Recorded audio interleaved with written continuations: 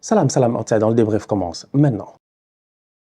Le Barça l'emporte aujourd'hui 1-0 à l'extérieur sur le terrain du Benfica. Franchement, entre vous et moi, j'ai envie de... Je sais pas si j'ai envie de commencer par Rafinha. En fait, je vais finir par Rafinha. Déjà, je vais commencer par Thierry Henry. De la même manière que j'ai commencé mon autre débrief entre le Paris Saint-Germain et Liverpool, j'ai envie de commencer là avec Thierry Henry. Sometimes in football, you have to score goals. Et aujourd'hui, c'est ce que Rafinha, il a fait. C'est ce que le Barça, ils ont fait. Après avoir été... C'est quoi? À la genre même pas 20e minute de jeu, si je m'abuse. Hein. Attends, je vais vérifier juste pour être sûr. Kobarsi prend un carton rouge à la 22e minute de jeu. À la 22e minute de jeu, le Barça est à 10 contre 11. Pendant presque une heure, le Barça a joué à 10 contre 11. Et même malgré ça, le Barça a réussi à gagner ce match-là 1-0. Je pense qu'il y a pas mal de choses sur lesquelles on peut parler, mais on va d'abord commencer par l'arbitrage. Il y a des points d'interrogation. Il y a des points d'interrogation. Déjà, moi, Kobarsi, je lui en veux un peu. Quand tu vois la saison passée, Araujo, on lui a dit, laisse le boy partir, marquer. Laisse-le en 1 contre 1 face au gardien, le boy du Paris Saint-Germain. Et après, on verra ce qui va se passer. Ne fais pas une faute si tôt dans le match. C'est ce qu'a fait Kobarsi aujourd'hui.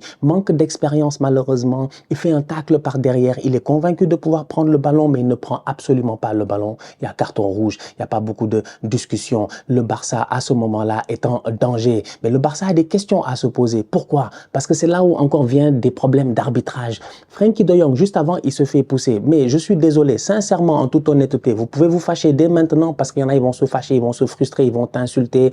C'est comme ça, c'est la vie que nous, on mène en ligne, il n'y a pas de problème. Mais moi, je pense que Frenkie de Jong, il ne se gère pas. Mais Frenkie tombe. Mais fais le mort. Mais combien de fois je dis ici, fais le mort?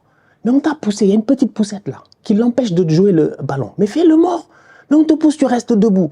Après, vous venez me dire, ouais, il aurait dû parler à l'arbitre. Il a parlé à l'arbitre, il lui a dit, ouais, machin, attention, le gars m'a poussé et tout. Non, Frenkie fait le mort, la poussette. Elle est presque anecdotique.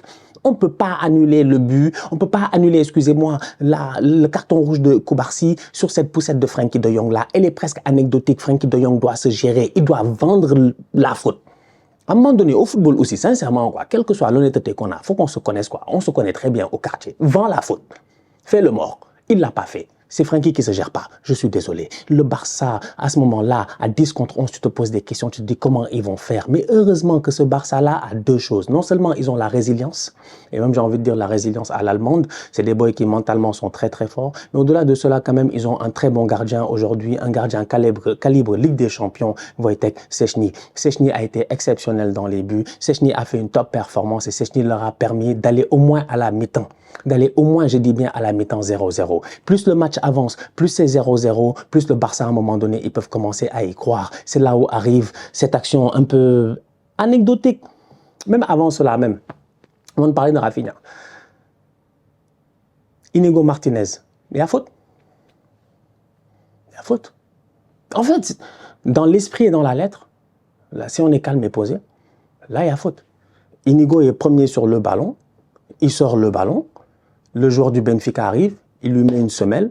Moi, je m'en fous en fait de l'intention du joueur du Benfica. Il joue le ballon, ok, mais là, il est carrément en retard. Il joue pas le ballon. Il est tellement en retard que Inigo Martinez prend un tacle au-dessus de son tibia. La preuve, il en enlève son protège tibia, il se fâche et tout, il a mal, l'arbitre lui donne un carton jaune. Il y a des questions à se poser. Je pense que c'est les deux polémiques d'arbitrage qu'il y a eu dans ce match-là, parce qu'il y a eu tellement de polémiques d'arbitrage dans ce match-là que moi-même, je me pose des questions à savoir, en fait, où est-ce qu'on doit aller? Le carton rouge de Kobarsi, je ne peux pas trop discuter avec cela. Par contre, le fait que sur l'action de Inigo Martinez, il n'y a personne qui intervient et qu'on ne se pose pas de questions à savoir pourquoi est-ce que Inigo se prend une semelle de ce genre-là, ça, il y a de quoi quand même poser un gros point d'interrogation. Mais à la fin de la journée, ça change rien, vu que sometimes in football you have to score goals, et ça c'est une règle que Rafinha a très bien compris. Donc Rafinha, encore une fois, out of nowhere, sur une erreur de Antonio Silva, qui est censé être normalement. C'est dommage, le petit. C'est ce genre de match-là qu'on regarde et tout, parce qu'Antonio Silva, c'est un boy qui est highly rated. On parle beaucoup de lui dans pas mal de clubs. C'est un boy qui va sûrement partir à un moment donné très très cher. Aujourd'hui, il fait une erreur. Prime time, en Ligue des Champions, qui vaut de l'or. La passe, elle est mal assurée, mais c'est là où tu vois que Rafinha, c'est un gangster. De la même manière que la dernière fois, le 5-4, là, le but à la fin où Ferran Torres fait un dégagement, il fait pas exprès, Rafinha à court. Tu as l'impression qu'il est fatigué, il rentrera, il frappe. C'est la même chose qu'il a fait aujourd'hui. Mais la frappe de Rafinha est une frappe de fou furieux pleine d'audace. Dans une semaine où Mbappé ne sait pas gérer, Vini ne sait pas gérer, Salah ne sait pas gérer, j'ai envie de dire que Rafinha, sincèrement, aujourd'hui, tu scores des points pour le Ballon d'Or. Ça, c'est une action de bandit, c'est une action de gangster, c'est une action qui permet au Barça de mener 1-0, de prendre les 3 points. 3 points qui sont très importants pour le match retour à 10 contre 11. Je le répète encore une fois, la résilience que nous a montré aujourd'hui cette équipe du Barça est tout simplement exceptionnelle. Sincèrement, moi, j'ai envie de dire, j'ai été bluffé. Franchement, entre vous et moi, j'ai envie de dire, j'ai été bluffé parce que le Benfica a poussé, parce que le Benfica a eu énormément d'occasions. On peut voir même statistiquement parlant, par curiosité pour voir. Je pense que voilà, ça a été 26 tirs de la part du Benfica, 10 pour le Barça. Le Benfica s'est vraiment créé énormément d'occasions.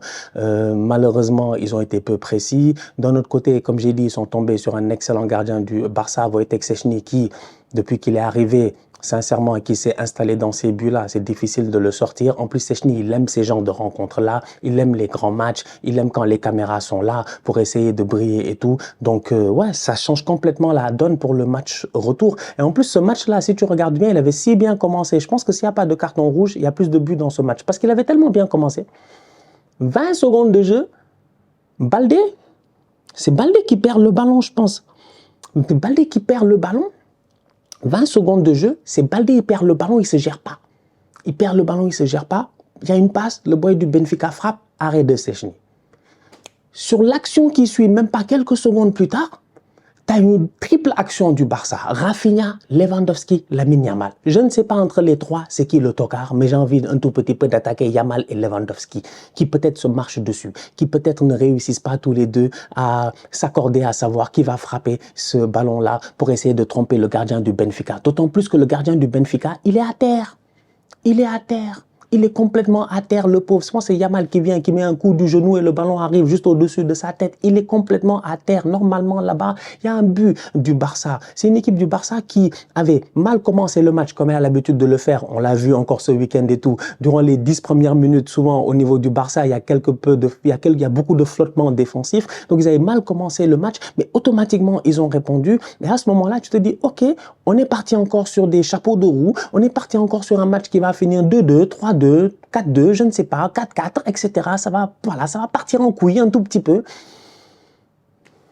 Et là arrive le carton rouge de Cubarsí, qui change un peu cette rencontre-là. Mais ce carton rouge aussi nous montre, comme j'ai dit, derrière que le Barça est une équipe qui est très résiliente. J'ai envie de saluer le match de Pedri dans la conservation du ballon quand tu es à 10 contre 11. C'est important d'avoir des boys comme Pedri, des boys qui perdent peu de ballons, qui sont calmes, qui sont posés, qui savent, j'ai envie de dire, mener le jeu, qui vont réussir à faire circuler la balle de manière pertinente. C'est ce qu'a réussi à faire aujourd'hui Pedri. J'ai envie de saluer Baldé sur son match offensif. Franchement, il a été bon quand il sortait et tout. Il a été pas mal, très intéressant. Ses courses ont été assez pertinentes. J'ai envie de saluer aussi Jules Koundé. Défensivement, il a été bon. C'était très très bon. Aujourd'hui, Jules Koundé, ces derniers temps, il est un peu critiqué, j'ai l'impression, par la fanbase du Barça. Je sais pas, ils sont un peu bizarres des fois de temps en temps. Il y a des boys là, je les comprends pas. Vous levez, vous plébiscitez un joueur et dans la foulée, vous dites c'est un tocard. Alors que Jules Koundé, sincèrement, c'est un excellent joueur de football. En tout cas, cette saison, s'il y a quelqu'un qu'il faut blâmer, c'est certainement pas Jules Koundé. Donc Jules Koundé fait son match, il est au top. Frenkie de Jong, malheureusement, mis à part cette action-là, où il fait preuve de peu de malice. Parce que s'il est un peu plus dangereux, s'il est méchant, il fait le mort, mais il ne le fait pas. Frenkie de Jong fait un bon match. Sinon, mis à part cela, j'ai envie de dire que le Barça s'en sort très très bien. Le Barça s'en sort très très bien et l'équipe qui doit avoir des regrets, c'est bien le Benfica. À savoir si le Benfica va réussir au match retour à inverser la tendance, je ne sais pas. Je ne suis pas convaincu parce qu'aujourd'hui, moi, ce que j'ai vu, c'est un Araujo qui a pris de la confiance. Araujo, ces derniers temps, c'était pas trop ça, t'étais pas trop convaincu. Il a marqué ce week-end, ça fait du bien. Il vient aujourd'hui, il enchaîne une top performance, ça fait du bien. Cubarsí ne sera pas là au match retour, Araujo sera là, il est en train d'enchaîner de bons matchs. Donc, techniquement, tu as envie de dire qu'au niveau du Barça, tu as même l'impression que le vent est en poupe, que le vent est vraiment dans leur sens, en fait. Donc, il y a quelque chose qui va se donner là-bas défensivement. C'est solide et comment il s'appelle encore une fois et puis voilà et puis sinon derrière tu t'attends à ce que Robert Lewandowski il fasse un meilleur match au retour et que Lamine Yamal ait l'occasion de jouer toute la rencontre. Malheureusement Yamal ils sont obligés de le faire, ils sont obligés de le faire sortir aujourd'hui. Il sort assez tôt en deuxième mi-temps. Je pense que c'est un choix tactique, j'ai envie de dire. Je pense que c'est un choix Je pense que c'est un choix tactique de reposer Lamine Yamal peut-être pour les échéances à venir, pour le match la semaine prochaine, pour ce week-end. Essayer de faire rentrer d'autres joueurs, de leur donner aussi du temps de jeu, leur donner l'opportunité de pouvoir briller, des boys comme Ferran Torres.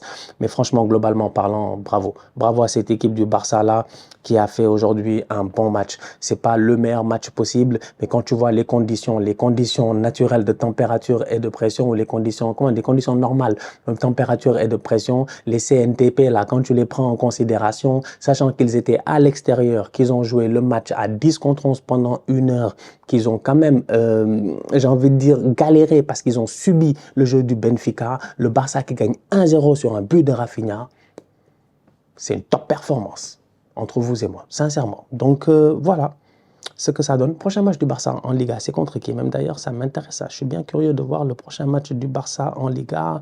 Je vais aller vérifier rapidement. Prochain match du Barça, c'est contre Osasuna. Ça devrait aller.